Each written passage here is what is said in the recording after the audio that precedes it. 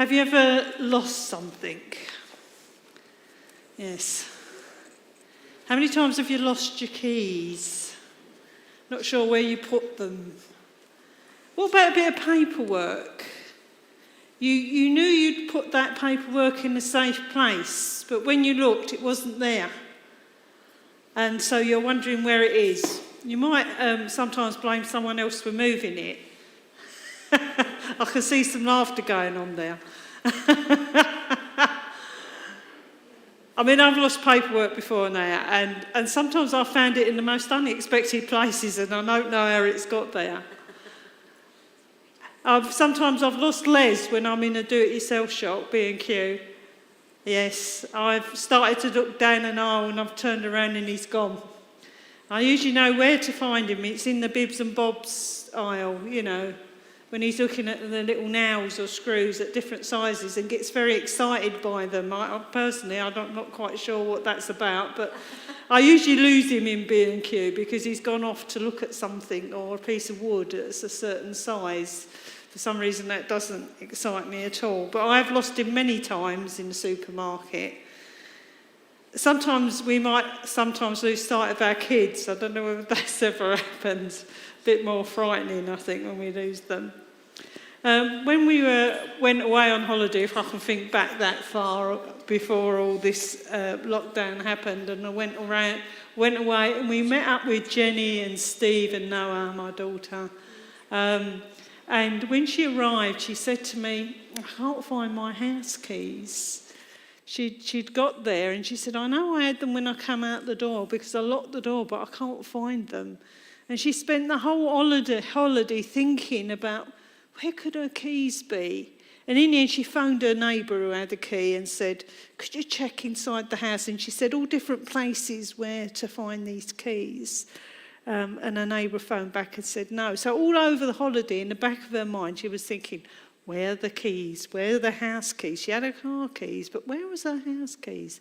And she said to me, "I've got this terrible thought in my head." And she was putting Noah in his car seat. She put her house keys on top of the car. You know, you see that happen with a lot of people. She put her house keys on top of the car, and she thinks in the rush to get off, she'd left them on top of her car. So as she drove off, the keys would have fell off. So she had this floating around in the back of her mind for the whole of the holiday. And when she got back from her holiday, she looked everywhere. And finally, she looked on, I think it was on something like Facebook, and someone had said that they'd found these keys and handed them into a local shop.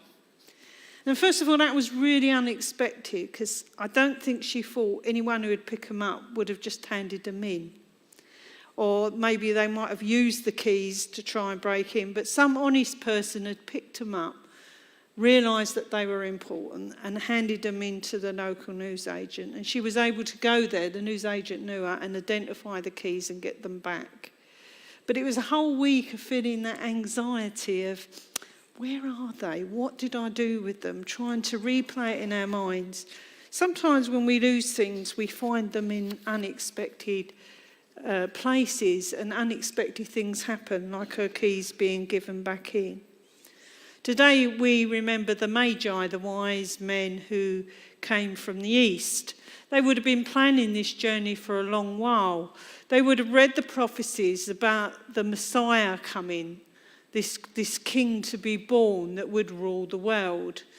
And they would have seen this prophecy for many, many years. And maybe they would have planned this journey for many, many years in anticipation of this birth. Before even the Annunciation, before even Mary knew she was pregnant.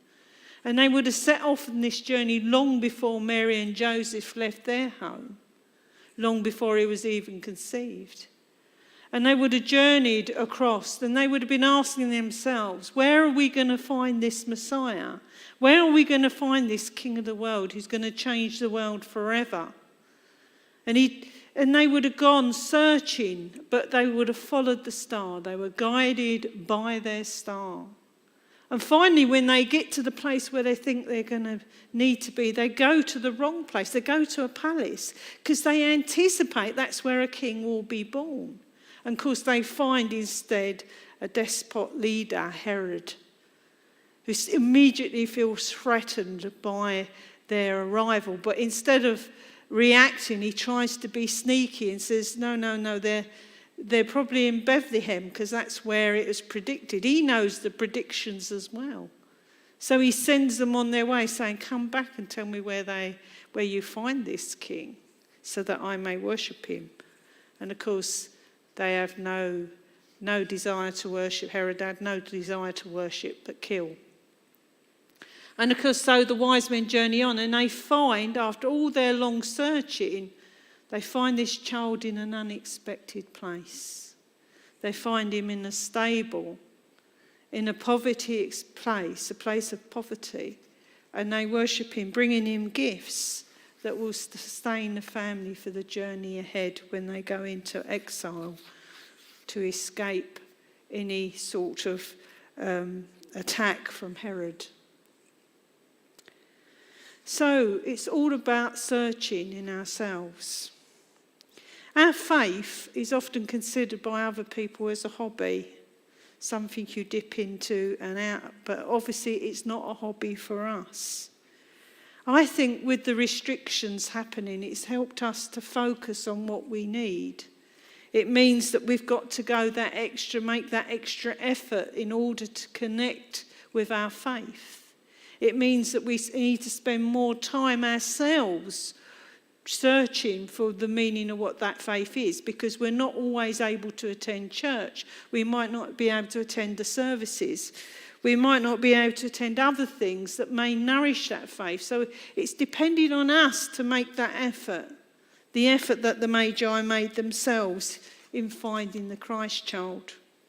So for us, we need to be making that effort to search for the meaning of faith. Each of us needs to find that in themselves. There was a professor on telly this morning who was talking about how can you tackle the blues that people feel as we're going into this new year and the fact that we're in these restrictions, and how can you lift yourself out of that feeling of blues. And she said you need purpose and direction, and try and think of other people and try and think of how you can help other people. And I want you to shout, loudly, this is what we're about as Christians. This is what we need to be doing too. To think not just of ourselves, but of others. To find purpose and direction is what she said. And that's what we do through faith. But it requires you to search, for you to make that effort. Because it's only through the journey that you actually achieve your purpose. You will find God if you search for him. You will find faith if you make the effort. But you need to nourish that and feed that and go the extra mile to make sure that happens. But the wonderful thing for you is that God is already there. You don't have to go out and find him. He's already with you. It's just about opening your eyes and heart to him. And you don't have to search anymore then, because he's there. Amen.